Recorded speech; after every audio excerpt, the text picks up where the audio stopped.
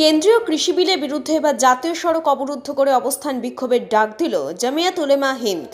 শনিবার বর্ধমানের টাউন হলে জামিয়াত উলেমা হিন্দের কৃষি বিলের বিরুদ্ধে সভা হয়। ওই সভায় উপস্থিত ছিলেন রাজ্যের গ্রন্থাগার মন্ত্রী সিদ্দিকুল্লাহ চৌধুরী। তিনি কেন্দ্রের বিজেপি সরকারকে হুঁশিয়ারি দিয়ে বলেন, যদি সরকার কৃষি বিল প্রত্যাহার করে নেয় তো ভালো, না হলে 13 জানুয়ারি পূর্ব বর্ধমানের গলসি থেকে পারাজের মধ্যবর্তী কোনো জায়গায় 2 নম্বর সড়ক আটকে 12 ঘন্টার অবস্থান বিক্ষোভ করা হবে। বিহার বা ঝাড়খণ্ডে করা যেত, কিন্তু ওই রাজ্যে আমাদের সরকার নেই, তাই আমাদের গলসিতে কর্মসূচি নেওয়া হয়েছে।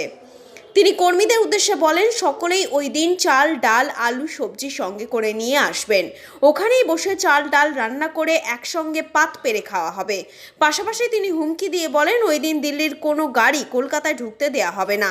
জাতীয় সড়ক অবরোধের বিষয়ে তিনি বলেন, দিল্লির সরকার যখন আইন মানছে না, সংবিধান না মেনে জোর করে গোটা দেশে কৃষক বিরোধী কৃষি বিল চাপিয়ে দিচ্ছে, তাই আমরাও বেআইনিভাবে জাতীয় সড়ক অবরোধ করে প্রতিবাদে সামিল হব।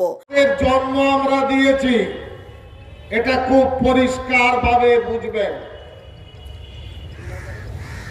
ডক্টর শিশির বোস, যিনি নেতাজির ভাইপো, তিনি আমাদের সবাই বলেছিলেন ইন্ডোর স্টেডিয়ামে, যেখানে কলিমুদ্দিন শাম ছিলেন, শিশির বোস ছিলেন, রাজেশ পাইলট ছিলেন, আদমালা সৈয়দ আসাদ মাদানি ছিলেন। সেখানে তিনি বলেছেন, আমি দায়িত্ব নিয়ে বলছি, জমিয়ত উলেমা হিন্দ আন্দোলন না করলে দেশের স্বাধীনতা 100 বছর পিছিয়ে যেত।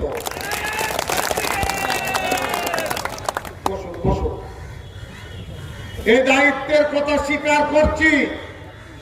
দিল্লিতে আছেন, কোথায় আছেন পরে ইতিহাস বলছে, বিজেপি আরএসএস এর ভারতের স্বাধীনতায় কোন আন্দোলন ছিল না।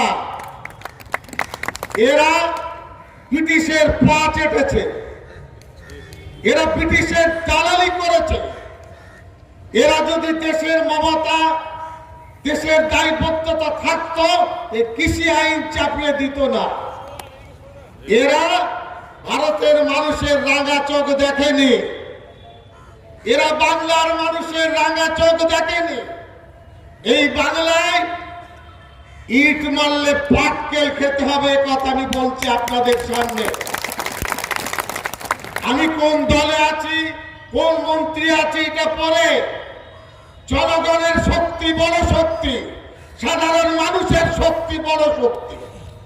জনগণের শক্তি নিয়ে সরকার গঠিত হয়। আমি এই আন্দোলন করছি, দল আমাকে অনুমতি দিয়েছে। সুব্রত বক্সী আমাকে বলেছেন, সাহেব মাইনরিটি সেল বা আমরা করছি না, আপনারা মানুষের চেতনা যোগান, আন্দোলন করুন, আমাদের কোনো অসুবিধা নেই।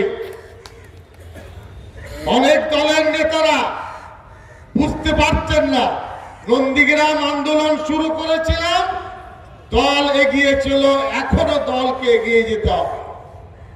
আমি আপনাদের সামনে দায়িত্ব নিয়ে বলছি, আল্লাহ চাইলে আগামী জানুয়ারি মাসের 13 তারিখে বুধবার গলসি থেকে নিয়ে পারাদ পর্যন্ত যে কোনো জায়গার মধ্যে 12 ঘন্টা অবস্থান করব আমরা। আমজাদ আলীর রিপোর্ট, পূর্ব বর্ধমান।